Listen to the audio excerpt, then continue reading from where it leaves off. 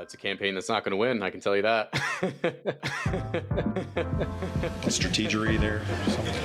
Okay. The House is now in session. All persons not entitled to privileges of the floor, please retire to the gallery.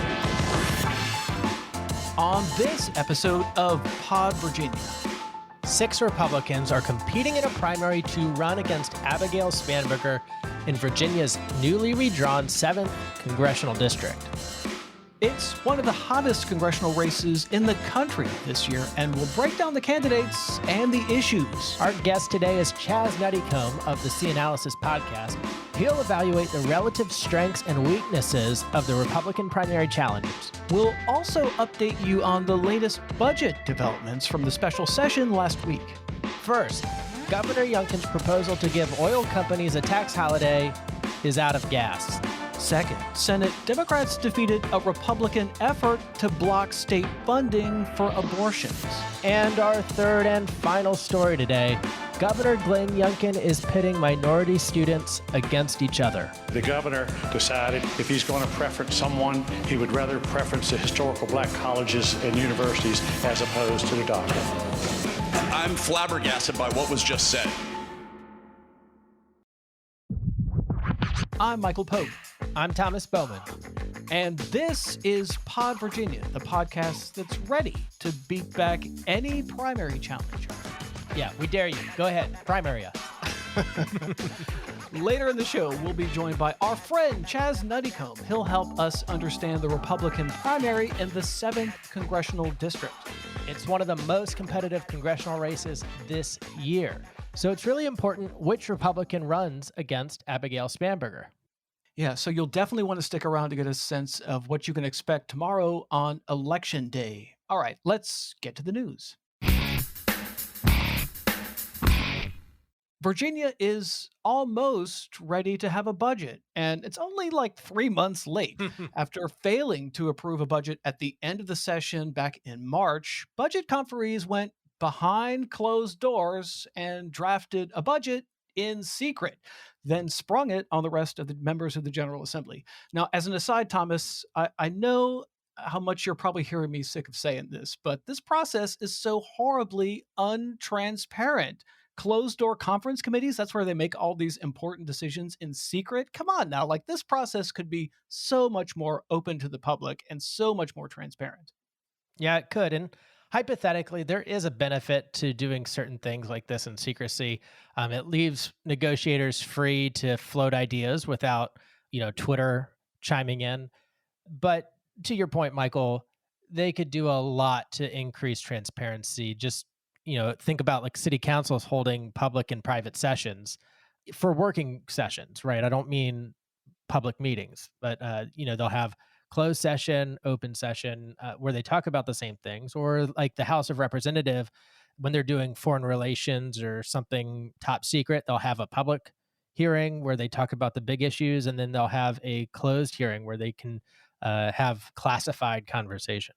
Well, having spent many, many years covering my local city council and their year-to-year budget negotiations, my local city council did all this in public. They never did any of this stuff in private. They would never think about doing this kind of stuff in private. So, the General Assembly should be as open and transparent as your local city council. Well, keep holding your breath, Michael. Maybe it'll happen. Maybe if I complain about it enough on this podcast, maybe somebody will take it seriously and start opening up our government to some transparency. Okay, so Governor Glenn Youngkin is right now using his line item veto pen to strike out parts of the budget that he doesn't like. Virginia is one of the few states that has this kind of expansive executive power.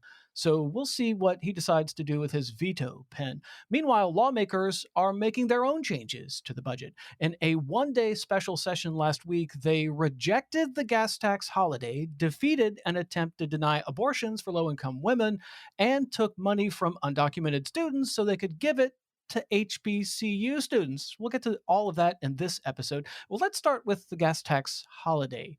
This is what I sometimes think of as the politics of the id. In other words, this is the kind of thing intentionally designed to have an immediate appeal to people, even though if you dig just a little bit deeper, you'll see it's not as simple as it might seem on its face. The idea is to temporarily suspend the state gas tax for like 3 months this summer.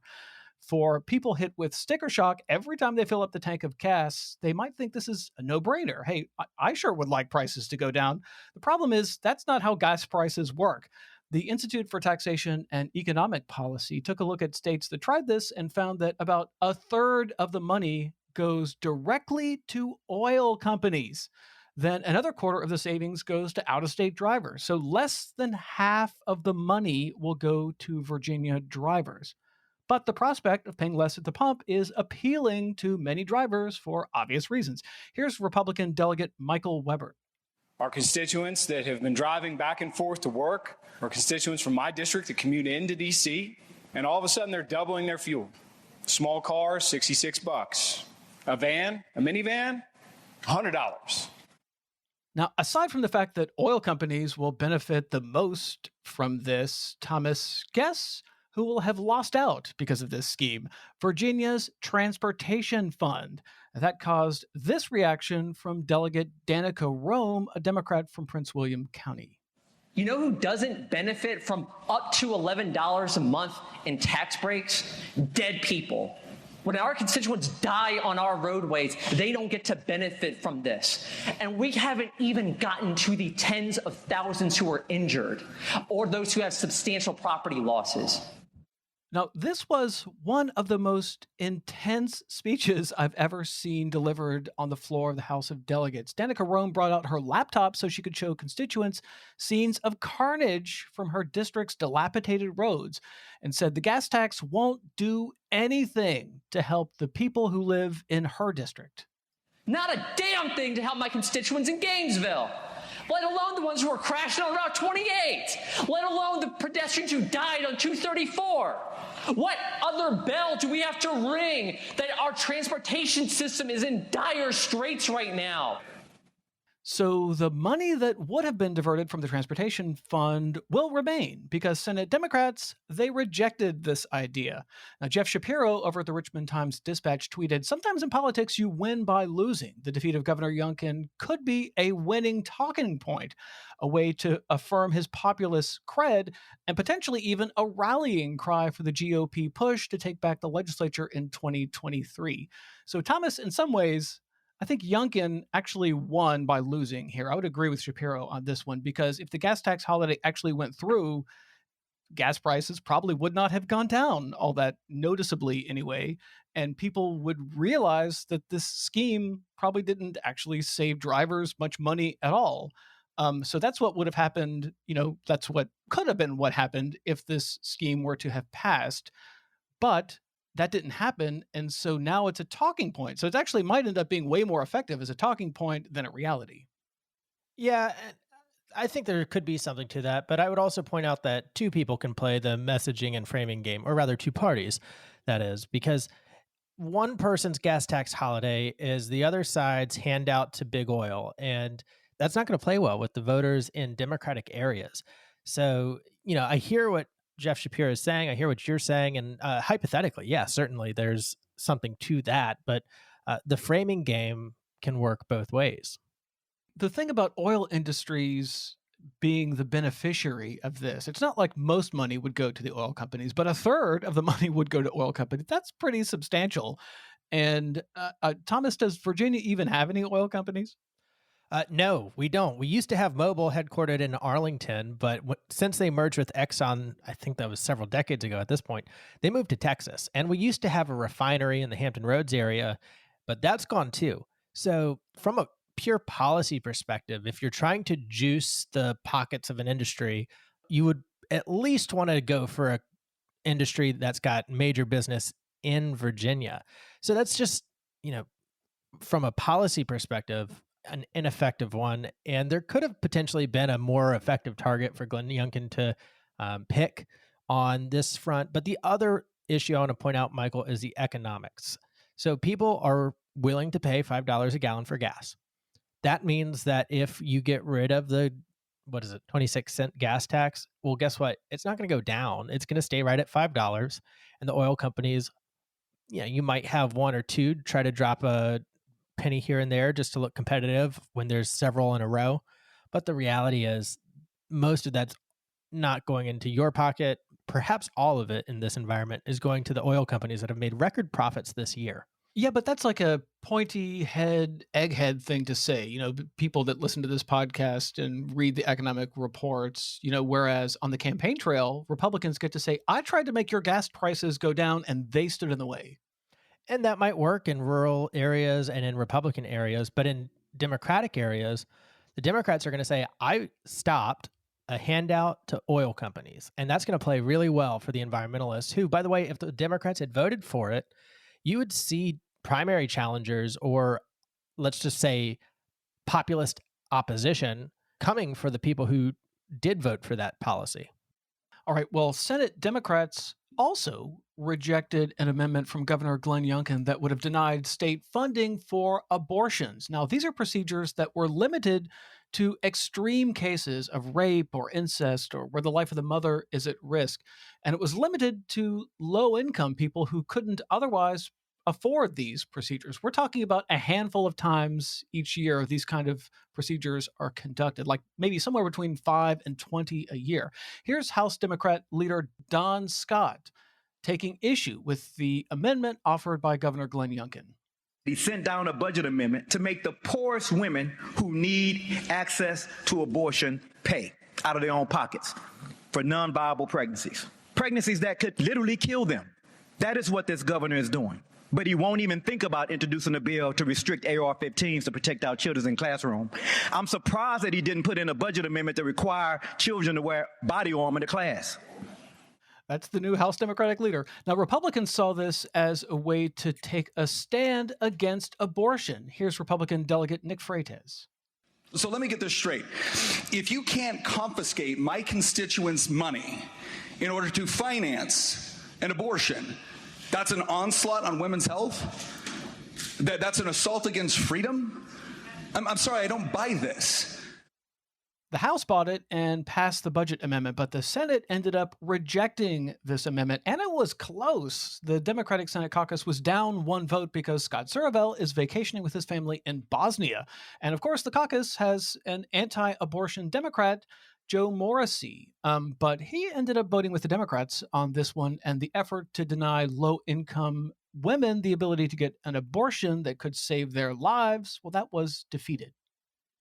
Yeah, and I think part of that might have to do with the power of a primary challenger, just to stay on the theme, Michael. Of course, La Sharice is primarying Joe Morrissey to represent that district in the next election. Yeah. I mean, and if you think about the sort of electoral politics that are at play here, keep in mind when Governor Youngkin was on the campaign trail, he did not want to talk about abortion. I actually reached out to the campaign several times to get them to answer questions on abortion, and he didn't want to talk about it on the campaign trail. But now that he's governor, of course, things are different. Even though he's still, I mean, in some ways, lots of people are talking about him as a potential presidential candidate at some point in the future. So you could actually also interpret his time as governor as a perpetual campaign. So, these kinds of decisions he makes about what kind of budget amendments he sends to the lawmakers, there's a policy angle to this, but there's also the political angle for him and his future prospects as well. Yeah, and a substantial supermajority of Virginians support the Democratic position on abortion here, and especially in cases of rape, incest, and the life of the mother. So, Michael, ultimately, this is not a campaign talking point that's going to get a ton of votes out of Virginians. And while yes, the last couple of elections, a lot of people, young people especially, didn't really believe that abortion was at stake. By the time this comes out, we could very well see we could very well have a Supreme Court overturn Roe v. Wade, which would put abortion on the table in all 50 states. And so it absolutely could get gotten rid of.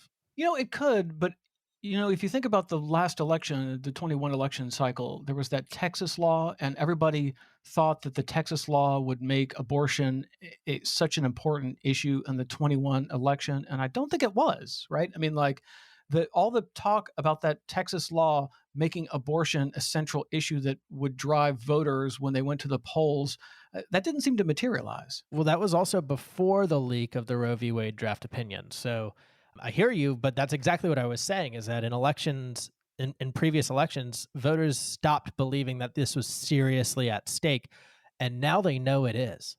And Michael, there's another angle to this too, because a lot of the historical reason for wanting to ban abortion has to do with the demographic populations. And so one of the things that's happening here is that the white population will become the minority in the 2040s. And so you can actually go, and there's fine sources, legitimate sources, NPR, Politico, Washington Post have all documented that the desire to prevent white people or delay white people becoming the minority in America has to do with a lot of the foundations behind support for banning abortions from the Republican Party. And here's the issue with that, right? So if you outlaw abortion, the people with wealth and resources who are overwhelmingly white are just going to go to a state where they can get it.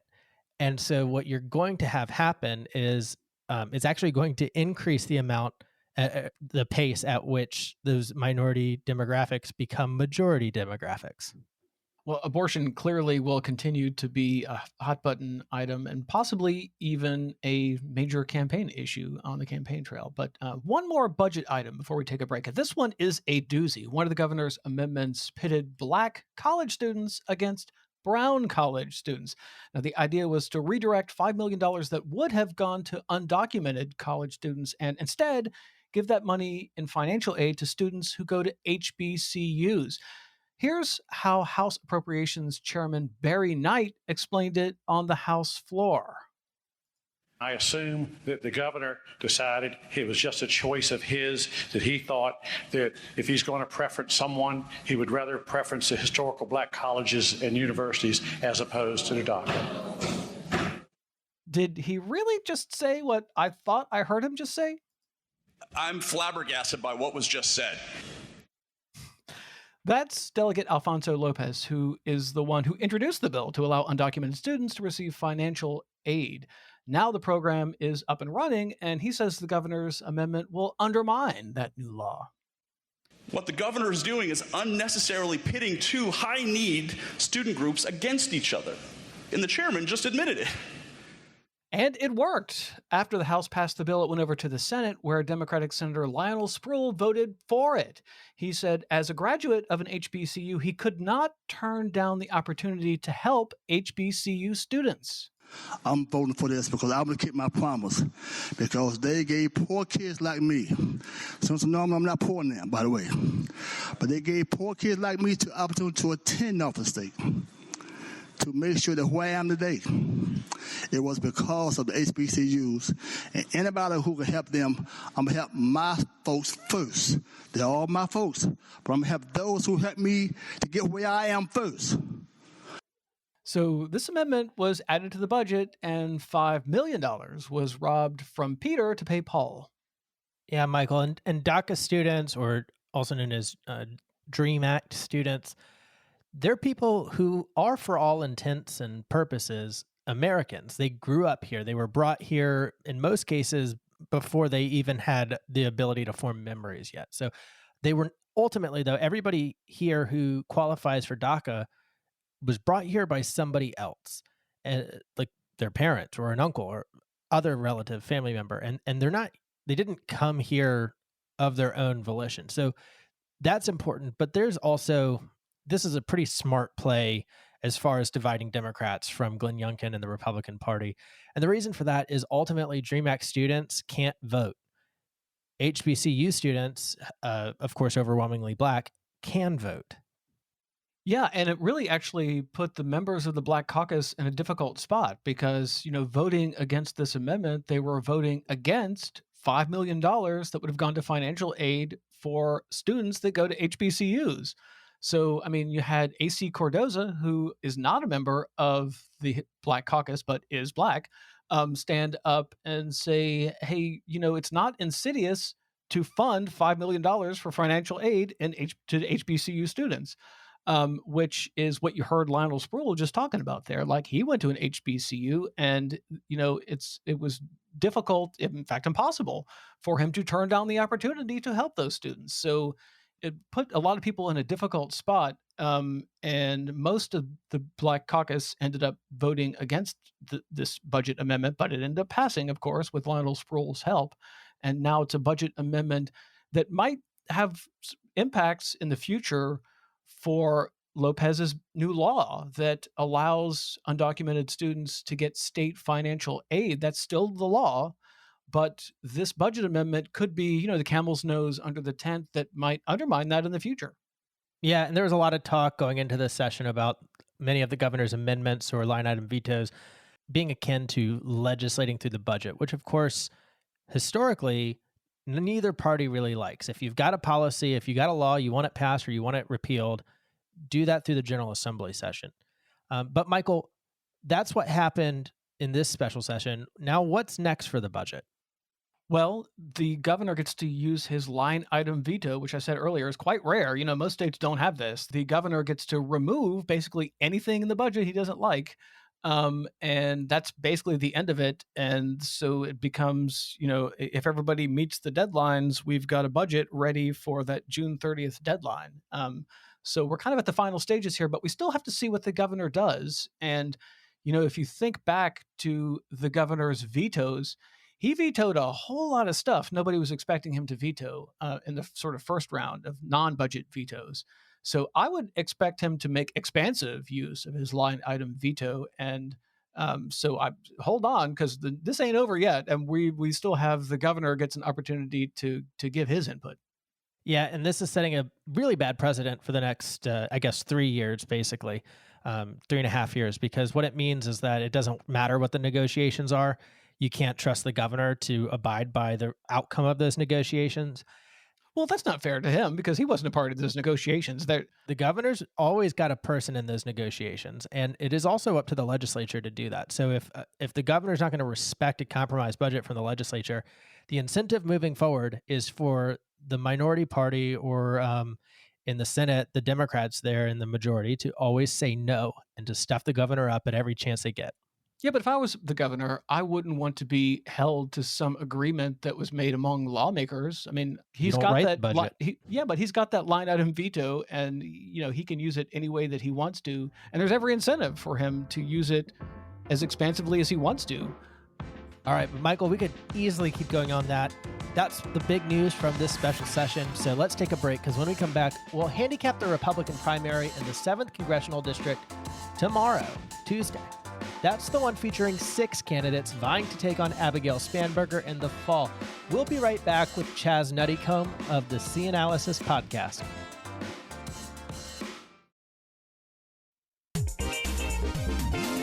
This is Delegate Emily Brewer. You're listening to Pod Virginia, one of the best podcasts in the Commonwealth, with Michael Pope and Thomas Bowman. And we're back on Pod Virginia. Now, tomorrow is Election Day, and voters in several congressional districts across Virginia will be choosing candidates. The hottest race on the ballot this year is the Republican primary for the 7th Congressional District. That's the one currently represented by Democrat Abigail Spanberger. The seat is considered one of the most competitive in the country. It's hot, Michael. 6 Republicans are on the ballot, and there's been some intense campaigning in the final few weeks heading into Election Day. Here to help us understand the dynamics of that race is our friend, the founder of C-Analysis and the host of the C-Analysis podcast, which you should subscribe to, Chaz Nuttycombe. Thanks for coming on the show again.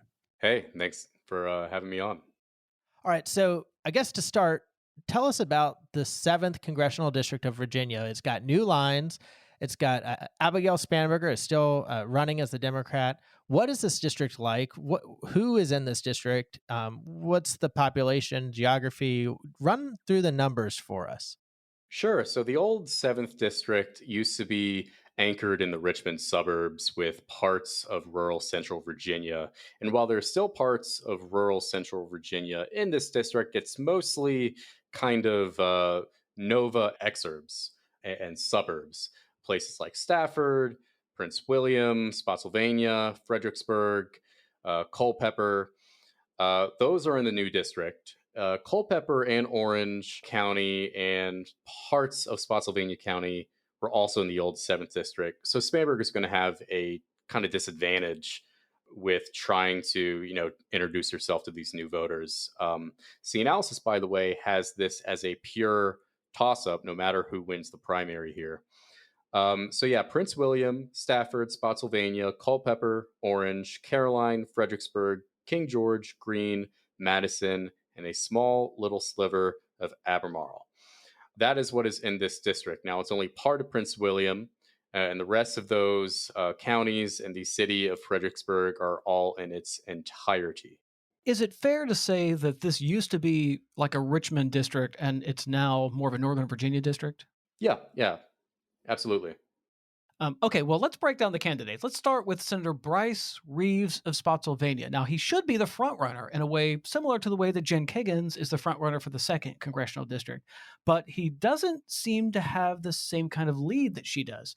First elected in 2011, he knocked off Democrat Ed Houck to win that first election. Now, Reeves is an Army vet and a former narcotics officer. On the campaign trail, he's tried to position himself as a law and order conservative. Here's one of his campaign commercials, casting his campaign as a kind of football game. I don't mean to trigger any woke liberals out there, but if you step onto my field talking politically correct nonsense, you probably won't succeed. But Biden and the left celebrate when men win at women's sports and when we divide people by race. I fought for parental rights, and I took on the liberals in Richmond. And I know as a coach, the best defense is a good offense. I'm ready to lead, fight, and win. I'm Bryce Reeves, and I approve this message. Something makes me think he actually did want to trigger the woke liberals. Reeves has the endorsement of Marco Rubio, Mike Lee, Nick Freitas, and former Speaker Bill Howell. Chaz, what do we make of the campaign of Senator Bryce Reeves? Well, what I do want to kind of point out in that commercial is that I've met Bryce Reeves one time, and that was at the Virginia 7 GOP convention in 2020. And so I've only heard his voice one time. I've never listened to him on the Senate floor or nothing. But I don't remember him really having that thick of a Southern accent. I think he's kind of leaning into it. He may have an existing one, but definitely is not usually that thick. My recollection could be hazy on that. I hear a lot of Southern accents coming from Hanover County. But yeah, Reeves, again, state senator, been a state senator for 10 years now. He represents in his district the entirety of Orange County, part of Culpeper County, part of Spotsylvania County, part of Albemarle County, part of Louisa County, which is not really in this district, so it doesn't really matter. And then I want to say he has the entirety of the city of Fredericksburg. Now, what is good to know about that is that Orange County and Caroline County, which are in the 7th district, are in the Richmond media market. Spotsylvania and Fredericksburg and King George and Culpeper are in the Northern Virginia media market.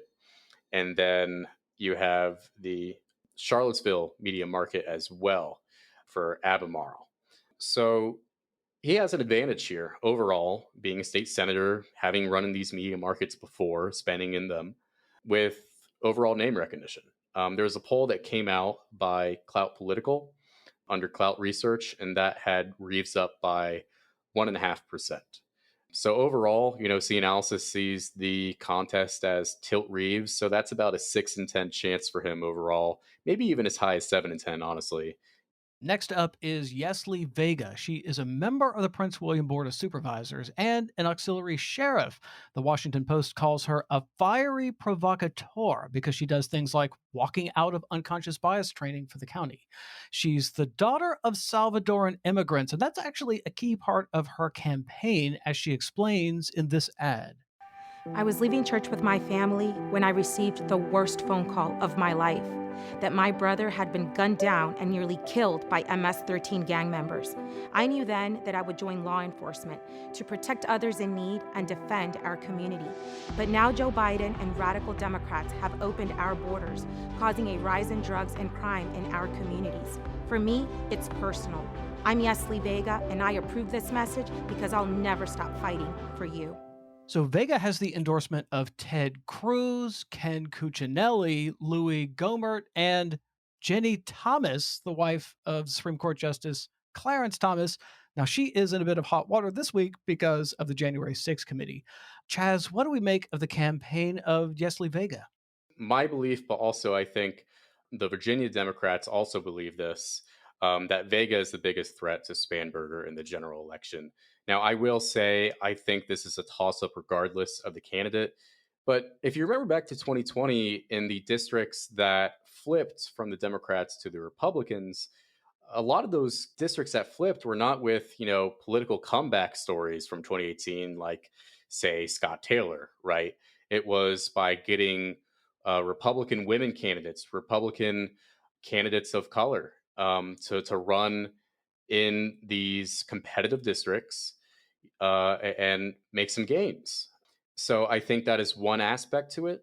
Another thing is Vega may be able to put a tourniquet on the numbers in Prince William for the Republicans. She hails from there, and Spanberger does not have any real political clout there, right? She hasn't represented the area before. Now she's run ads in there since Spotsylvania, which was in her old district, as well as Culpeper. Those were in the Northern Virginia media market. So I think she's the biggest threat, but we're talking not so much of a when it comes to getting a Marjorie Taylor Greene versus a John Katko, right? In terms of the U.S. House, it's not like that big of a difference. I still think this is a toss up, regardless of who the Republicans nominate. Chaz, with Vega being El Salvadorian, what amount of the Republican voters in this district are Latino, or voters generally? If let's cast an eye toward the general, since you mentioned Abigail Spanberger's team felt most vulnerable to Vega. What are the numbers for the Hispanic voting demographics like, in a way that may advantage Vega in a general and may or may not help her in a primary? Yeah. So overall, the voting age population here is about 15%. A large part of that comes from Prince William and Culpeper, mostly. So I think, that again, that comes with the tourniquet, right? That I was talking about for Prince William County. She may be able to win over some Hispanic voters, and that is a demographic that Democrats nationally are concerned about, especially with Republicans flipping that district in the Rio Grande Valley last week for Texas's 34th district. So I think that is one part of their concerns. Another part that I think lets, why Democrats are more concerned about Vega than Reeves is that Reeves has a record in the state legislature to attack, right? For positions that are not really going to be popular with moderate voters. Whereas Vega, has not really been in the legislature. She doesn't have as much of a record like Reeves's to go off of, other than, her ads, I guess. All right. Next up is Derek Anderson. He is the candidate in the race with the least amount of experience, but the most amount of money. He's tried to portray himself as an outsider candidate in the mold of like a Glenn Youngkin or a Hung Kao. That's the Republican who's running against Jennifer Wexton. Now, Anderson is a Green Beret, and here he is on Fox News talking about his campaign. The catalyst for me to run for office, and specifically in Virginia's 7th Congressional District, my home district, was watching the botched withdrawal in Afghanistan. I lost 5 of my guys, 2 of my Green Berets in Afghanistan, and I was pretty disgusted and disheartened at the Biden administration's lack of leadership during, and as we've seen since. And so that's what catapulted me into this race to run for Congress in Virginia's 7th Congressional District. Now, Anderson has the endorsement of Senator Tom Cotton, and also Hung Kao, that Republican that we talked about who's running against Jennifer Wexton. Chaz, what do we make of the campaign of Derek Anderson? Yeah, so Anderson is probably going to win the Stafford County portion of the district, the entirety of Stafford County, at least, according to the Clout political research poll, kind of going off that.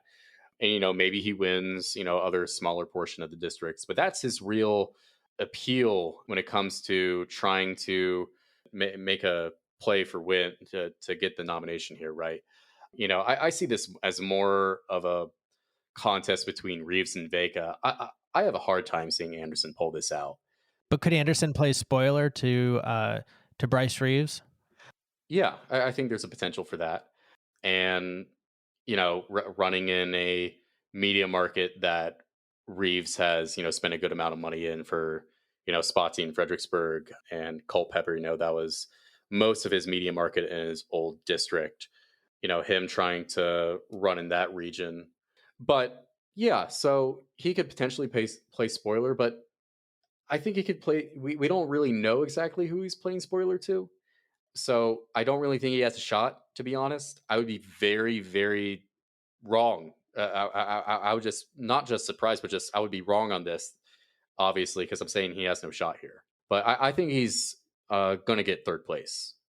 All right. Well, continuing on our theme of local elected officials running in this primary, David Ross is a supervisor for the Spotsylvania Board of Supervisors. He's a born again Christian who says he wants to join the House Freedom Caucus and bring God back into the classroom.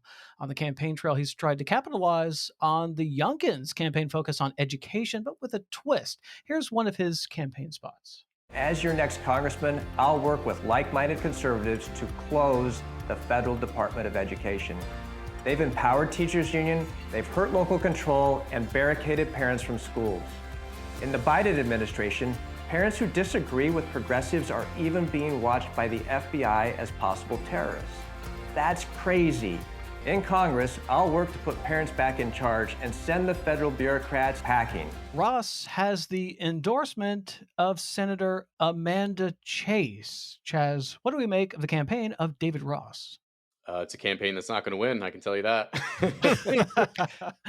But yeah, obviously him being on the Spotsy Board of Supervisors, that'll be his best best part of the district. But I don't really see him having a big appeal outside of it. So, I think the question is for Ross is whether in Spotsylvania he gets, third place, or is he going to be stuck in fourth? Or, maybe, hey, if Spotsylvania really likes its locals, maybe even second. But he's not going to win Spotsylvania even. Over in Stafford County, we've got the chairwoman of the Board of Supervisors running in this race, Crystal Vanuch. She's also trying to capture some of that Glenn Youngkin magic on education. This is her on a radio talk show appearance. We need to go back to the fundamentals of education. And I'm the only one in this race who's actually put their money where their mouth is. When I was chairman last year, we passed a resolution that said if schools teach anything divisive tied to critical race theory, those programs will be defunded. Back to critical race theory. Chaz, is this a campaign strategy that's going to be successful? Not for the nomination. But this is a similar situation to Ross, right? Someone who doesn't have a shot at the nomination, who's on the Board of Supervisors. I think she at least comes in second because, again, Reeves has not really represented Stafford, and Vega doesn't have clout there as well. So I think she at least comes in second here. I think she can make a play for first as well. But, if she is getting first place, I think that's really almost entirety of where her votes are coming from. All right. The sixth and final candidate is Gina Ciercia. She's a former teacher, and she said this on one of her campaign videos. The Constitution does not mandate the federal government to educate American citizens. Therefore, we do not need a Department of Education. If any federal money is going to be spent on education, I feel that it is best invested in trade schools and apprenticeship programs. Interesting that we've got yet another candidate that wants to abolish or get rid of the U.S. Department of Education. Chaz, what do we make of this candidate? Well, I think it's good you saved her for last because the poll has her in last that I've been referring to throughout the podcast. Now, that is within the margin of error. She's at 3%, and the poll's margin of error is about 4%. So, there's a chance she may not get in last, but either way, she's scraping the bottom of the barrel. Yeah, and on defunding education and the candidate before was about critical race theory, I'm noticing a slight theme. And the theme is that they're trying to use the same plays that Glenn Youngkin used in the election a year ago. And the risk there is that when you win a battle, you keep fighting the same war that you won the last time. But when you lose a war or you lose a battle, you adapt and try to overcome and get ready to fight the next war, developing new tactics. And so I'm hearing a lot of 2021 coming out of the mouths of some of these candidates, and maybe they're still in that moment. But when it comes to the general election, my hope is that it's not going to necessarily fly, because Democrats will have had plenty of time to come up with their compelling response to it. I think everybody wants to be Glenn Youngkin, so I think a lot of people are, talking about Glenn Youngkin's talking points. When it comes to Democrats getting their act together for November, I gotta say I'm in high doubt of that, especially as the generic ballot is stable, at least. It's R+2 or 3 right now, but Joe Biden's approval just hit 39 something percent on the 538 average. It's even worse on the real clear politics average. Always have a hard time saying that. So I think it's unlikely. But either way, this district is a toss-up. So it's going to be hard to pick a winner here in the general election. Yeah, of course, that's the way things stand now. But that's all the time we've got for this week. So if you want to hear more from Chaz, subscribe to his C Analysis podcast, which analyzes key state elections around the country. Chaz Nuttycombe, thank you again for being on the show. Thank you for having me on. Pod Virginia is a production of Jackleg Media. Our producer is Arian Ballou. Our social media manager is Emily Cottrell. And our advertising sales manager is David O'Connell. Find us on Facebook or Twitter. Subscribe wherever you get your podcasts. And hey, write a review on Apple Podcast. It really helps people find the show. We'll be back next week with another episode of Pod Virginia.